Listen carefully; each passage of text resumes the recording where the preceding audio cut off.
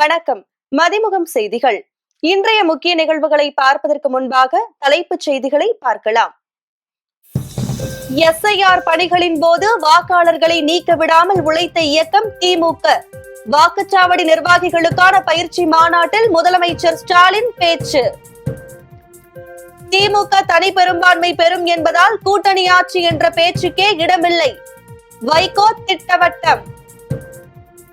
மதுரையில் மார்ச் 1ஆம் தேதி பிரதமர் மோடி தலைமையில் பிரம்மாண்ட பொதுக்கூட்டம். ஏற்பாடு பணிகள் தீவிரம்.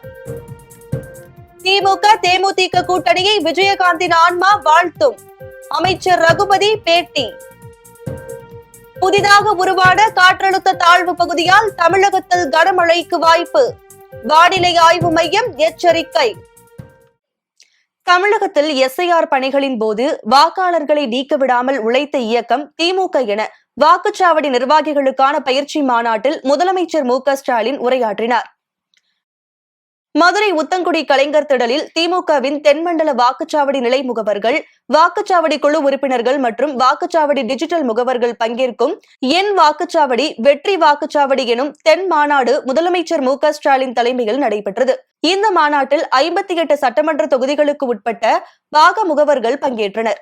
இந்த மாநாட்டில் பேசிய முதலமைச்சர் ஸ்டாலின், தமிழகத்தில் SIR பணிகளின் போது வாக்காளர்களை நீக்க விடாமல் உழைத்த இயக்கம் திமுக என தெரிவித்தார். என்னுடைய நிகழ்ச்சிகள் ஒரு பக்கம்னா, கழக நிர்வாகிகள் உங்களுடைய நிகழ்ச்சிகள், நீங்க நடத்துகிற நிகழ்ச்சிகள் மறுபக்கம். இப்படி எந்த பக்கம் திரும்பினாலும் கருப்பு சிவப்பு தான் தெரியுது. கழக கொள்கைகள் எல்லா இடத்திலும் எதிரொலிக்குது. திராவிட மாடல் சாதனைகள் தான் தொடர்ந்து உரக்க கேட்குது. இதுதான் இன்றைக்கு இருக்கக்கூடிய கள நிலவரம். அதனாலதான் இங்கே கூடியிருக்கக்கூடிய உங்களுக்கெல்லாம் நான் சொல்றது, இந்த தெற்கு செமையில மொத்த இருக்கக்கூடிய தொகுதிகளையும் கழக கூட்டணி தான் வெற்றி பெறணும். அதை நீங்க தட்டி தூக்கணும். என்ன ரெடியா செஞ்சிருவீங்களா? 2019 இருந்து எல்லா தேர்தல்களிலையும் நம்ம கூட்டணிக்கு வெற்றி மேல் வெற்றி தான். 2024 நாடாளுமன்ற தேர்தலில் இந்தியாவிலே வேற எந்த மாநிலத்திலும் இல்லாத வகையில முழுமையான வெற்றியை மக்கள் நமக்கு வழங்கினாங்க. முன்னதாக மதுரை மாவட்டம் திருமங்கலத்தில் நடைபெற்ற அரசு விழாவில் நெடுஞ்சாலைகள் மற்றும் சிறு துறைமுகங்கள் துறை சார்பில் தமுக்கம் முதல் நெல்பேட்டை அண்ணா சிலை வரையில் 213 கோடியே 80 லட்சம் ரூபாய் செலவில் கட்டப்பட்டுள்ள நேதாஜி சுபாஷ் சந்திர போஸ் மேம்பாலம் மற்றும் திருமங்கலம் கள்ளிக்குடி ரயில் நிலையங்களுக்கு இடையே ரயில்வே கடவிற்கு மாற்றாக 38 கோடியே 81 லட்சம் ரூபாய் செலவில் கட்டப்பட்டுள்ள வீரபாண்டிய கட்டபொம்மன் சாலை மேம்பாலம் ஆகியவற்றை திறந்து வைத்தார். 2026 சட்டப்பேரவை தேர்தலில் திமுக தனி பெரும்பான்மை பெறும் என்பதால் கூட்டணி ஆட்சி என்ற பேச்சுக்கே இடமில்லை என்று வைகோ தெரிவித்துள்ளார். நெல்லை மண்டல மறுமலர்ச்சி திராவிட முன்னேற்ற கழகம் சார்பில் தேர்தல் நிதி மற்றும் கழக வளர்ச்சி நிதி வழங்கும் நிகழ்வு மதிமுக துணை பொதுச் செயலாளர் திமு ராஜேந்திரன் தலைமையில் நடைபெற்றது. இதில் மதிமுக பொதுச் செயலாளர் வைகோ சிறப்பு அழைப்பாளராக கலந்து கொண்டார். அவரிடம் நெல்லை மண்டல மதிமுக சார்பில் சுமார் 2 கோடி ரூபாய் நிதி வழங்கப்பட்டது.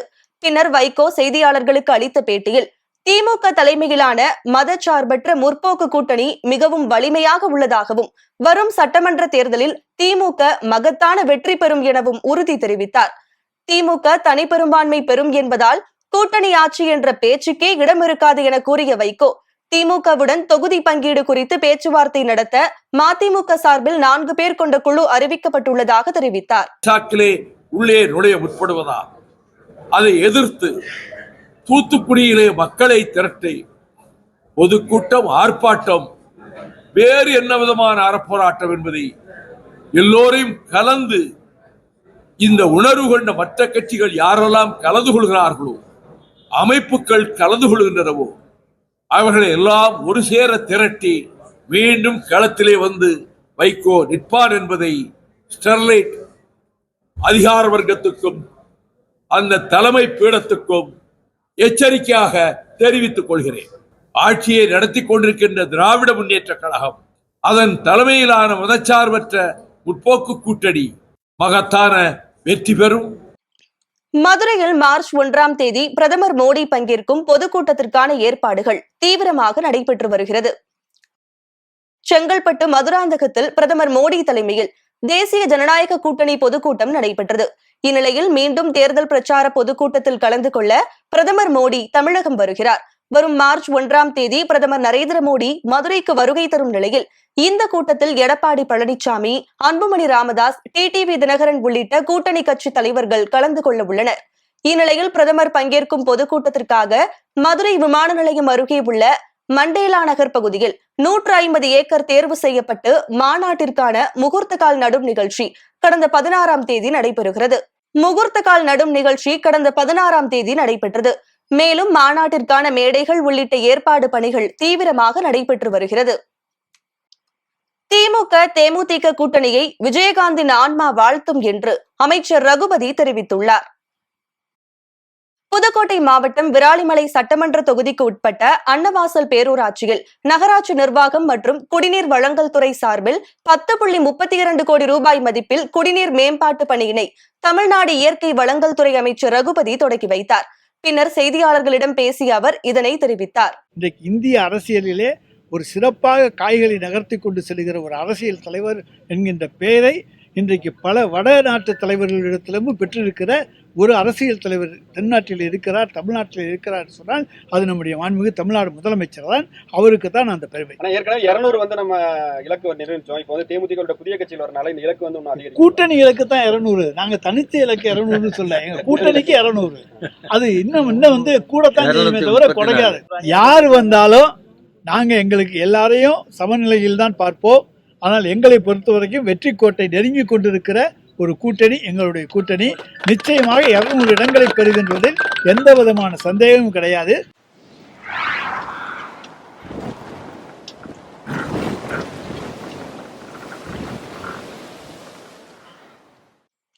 புதிதாக உருவான காற்றழுத்த தாழ்வு பகுதியால் பிப்ரவரி 22ஆம் தேதி கனமழை பெய்ய வாய்ப்புள்ளதாக வானிலை ஆய்வு மையம் தெரிவித்துள்ளது. இது தொடர்பாக சென்னை வானிலை ஆய்வு மையம் வெளியிட்டுள்ள அறிக்கையில் பூமத்திய ரேகைக்கு அருகில் உள்ள இந்திய பெருங்கடல் பகுதிகள் மற்றும் அதனை ஒட்டிய தென்கிழக்கு வங்கக்கடல் பகுதிகளின் மேல் ஒரு வளிமண்டல மேலடுக்கு சுழற்சி நிலவியது. இதன் காரணமாக ஒரு காற்றழுத்த தாழ்வு பகுதி அதே பகுதிகளில் உருவானது. இது மேற்கு வடமேற்கு திசையில் நகர்ந்து தென்மேற்கு வங்கக்கடல் மற்றும் அதனை ஒட்டிய பூமத்திய ரேகைக்கு அருகில் உள்ள இந்திய பெருங்கடல் பகுதிகளில் அடுத்த 24 மணி நேரத்தில் வலுப்பெறக்கூடும் என தெரிவிக்கப்பட்டுள்ளது.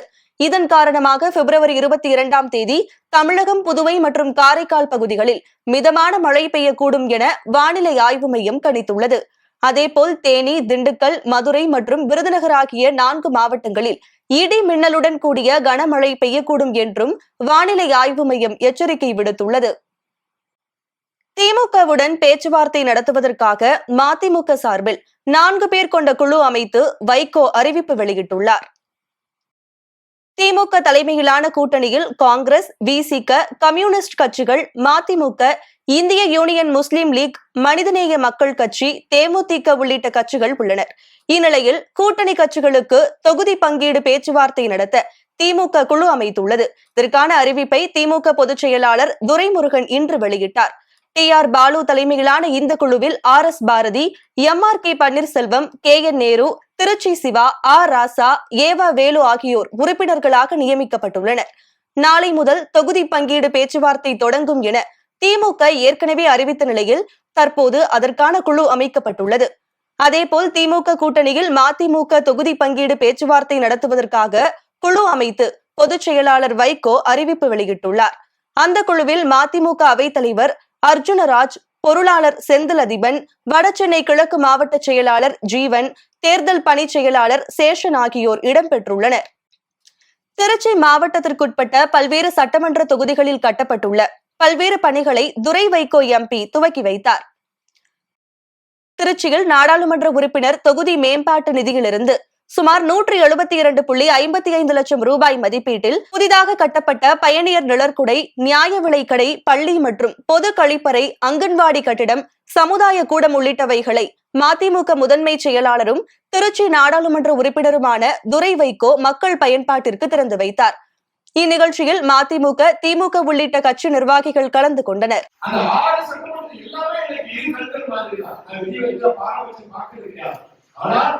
இருந்தாலும் திருவண்ணாமலை மக்களுக்கு திருவண்ணாமலை தொகுதிக்கு கூடுதல் செய்யலாம். அதற்கு ஒரே காரணம், முதல் காரணம் நம்முடைய அமைச்சர் அன்பு மகேஷ் பொய்யாமொழி தான். நீங்க திருவள்ளுவர் ரயில் நிலையத்துக்கு ரயில்களை நிறுத்துறதா இருக்கட்டும், திருவள்ளுவர் ரயில் நிலையத்துக்கு உண்டான வசதிகளை செஞ்சு கொடுக்கறதா இருக்கட்டும், இந்த பகுதியில என்னால ஒரு நாடாளுமன்ற உறுப்பினரா பல இடம் செய்யலாம்.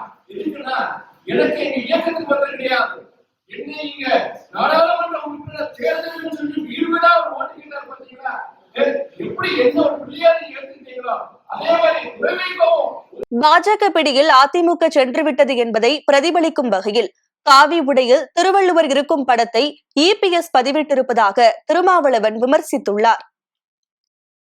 மதுரை காந்தி நினைவு அருங்காட்சியகத்தில் மக்கள் நீதி மய்யம் சார்பாக காந்தியை மறவோம் என்ற தலைப்பில் நடைபெறும் நிகழ்ச்சியில் பங்கேற்பதற்காக விசிக தலைவர் திருமாவளவன் மதுரை விமான நிலையம் சென்றடைந்தார்.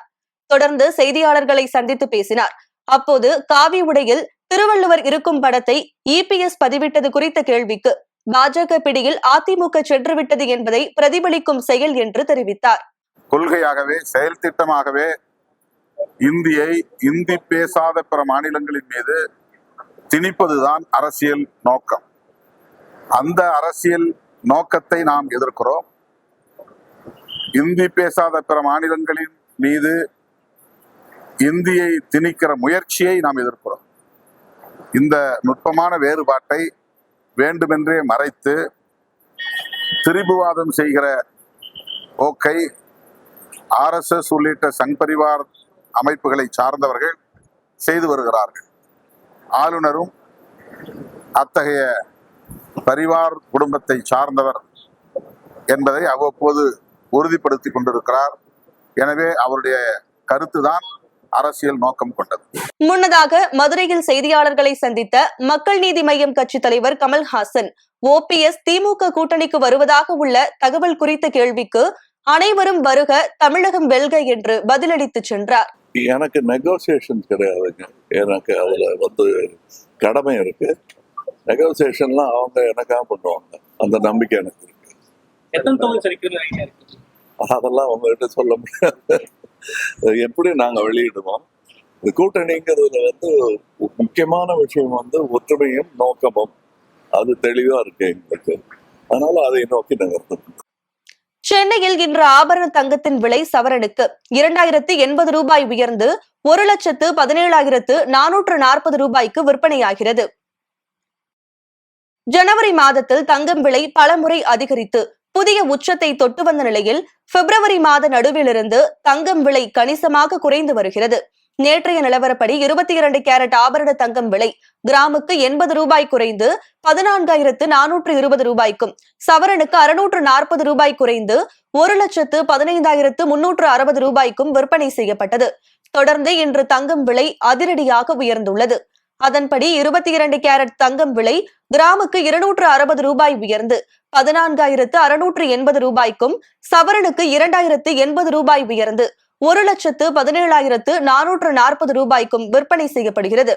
அதேபோல் வெள்ளி விலையும் கிராமுக்கு 20 ரூபாய் உயர்ந்து 1 கிராம் வெள்ளி 290 ரூபாய்க்கும், 1 கிலோ வெள்ளி 2,90,000 ரூபாய்க்கும் விற்பனையாகிறது.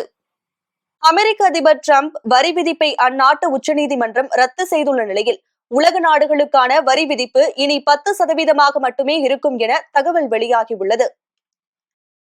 அமெரிக்க அதிபர் டிரம்ப் சமீபத்தில் இந்தியா உள்ளிட்ட பல்வேறு நாடுகளில் உள்ள பொருட்களின் மீதான இறக்குமதி வரியினை உயர்த்தி அறிவிப்பு வெளியிட்டார். தொடர்ந்து உலக நாடுகள் இடையே பேச்சுவார்த்தைகளை நடத்தவும் ஒத்துழைப்புகளை பெறவும் அதிகப்படியான வர்த்தக வரிகளை விதித்தார். இதன் காரணமாக அமெரிக்காவுடன் வர்த்தகம் செய்து வந்த பல்வேறு நாடுகள் கடுமையாக பாதிக்கப்பட்டது. இந்த நிலையில் அமெரிக்க அதிபர் டொனால்டு டிரம்ப் தனது அதிகாரத்தை மீறி செயல்படுகிறார் என கூறி அவர் விதித்த வரிகளை அந்நாட்டு உச்சநீதிமன்றம் ரத்து செய்துள்ளது. உலக நாடுகளின் மீது அமெரிக்காவின் சர்வதேச அவசர பொருளாதார அதிகார சட்டத்தின் கீழ் வரிகளை விதிப்பதற்கு அதிபர் டிரம்புக்கு எந்த ஒரு அதிகாரமும் கிடையாது என கூறிய அமெரிக்க உச்சநீதிமன்றம் அவர் விதித்துள்ள வரிகள் செல்லாது என உத்தரவிட்டுள்ளது. சிலி நாட்டின் தலைநகர் சாண்டியாகோவில் திரவ எரிவாயு ஏற்றிச் சென்ற லாரி கவிழ்ந்த விபத்தில் 5 பேர் உயிரிழந்தனர். சிலி நாட்டின் தலைநகர் சாண்டியாகோவில் அருகே திரவ எரிவாயு ஏற்றிச் சென்ற லாரி கவிழ்ந்த விபத்தில் 5 பேர் உயிரிழந்தனர். சாண்டியாகோவில் ரென்கா பகுதியில் உள்ள நெடுஞ்சாலையில் திரவ எரிவாயு ஏற்றிச் சென்ற லாரி ஒன்று சென்று கொண்டிருந்தது. அப்போது திடீரென்று ஓட்டுநரின் கட்டுப்பாட்டை இழந்த லாரி தாறுமாறாக ஓடி கவிழ்ந்தது. இதில் லாரி வெடித்து சிதறியது. இதனால் நெடுஞ்சாலையில் பெரிய தீப்பிழம்பு ஏற்பட்ட நிலையில் அந்த பகுதி முழுவதும் புகை மண்டலம் எழும்பியது. இந்த விபத்தில் லாரி ஓட்டுநர் உட்பட 4 பேர் உயிரிழந்தனர். மேலும் 5 பேர் காயமடைந்தனர். தகவல் அறிந்து சென்ற போலீசார் அவர்களை மீட்டு மருத்துவமனையில் சிகிச்சைக்காக சேர்த்தனர். மேலும் இந்த விபத்தில் 50க்கும் மேற்பட்ட வாகனங்கள் சேதமடைந்த நிலையில் தீயணைப்பு வீரர்கள் கடுமையாக போராடி தீயை அணைத்தனர். மீண்டும் தலைப்புச் செய்திகள். SIR பணிகளின் போது வாக்காளர்களை நீக்க விடாமல் உழைத்த இயக்கம் திமுக. வாக்குச்சாவடி நிர்வாகிகளுக்கான பயிற்சி மாநாட்டில் முதலமைச்சர் ஸ்டாலின் பேச்சு. திமுக தனி பெரும்பான்மை பெறும் என்பதால் கூட்டணி ஆட்சி என்ற பேச்சுக்கே இடமில்லை. வைகோ திட்டவட்டம். மதுரையில் மார்ச் 1ஆம் தேதி பிரதமர் மோடி தலைமையில் பிரம்மாண்ட பொதுக்கூட்டம். ஏற்பாடு பணிகள் தீவிரம். திமுக தேமுதிக கூட்டணியை விஜயகாந்தின் ஆன்மா வாழ்த்தும். அமைச்சர் ரகுபதி பேட்டி. புதிதாக உருவான காற்றழுத்த தாழ்வு பகுதியால் தமிழகத்தில் கனமழைக்கு வாய்ப்பு. வானிலை ஆய்வு மையம் எச்சரிக்கை. இத்துடன் செய்திகள் நிறைவடைந்தன. மீண்டும் செய்திகள் காலை 8 மணிக்கு. மேலும் செய்திகளை தெரிந்து கொள்ள மதிமுகம் பிரைம் யூடியூப் தளத்தில் இணைந்திருங்கள்.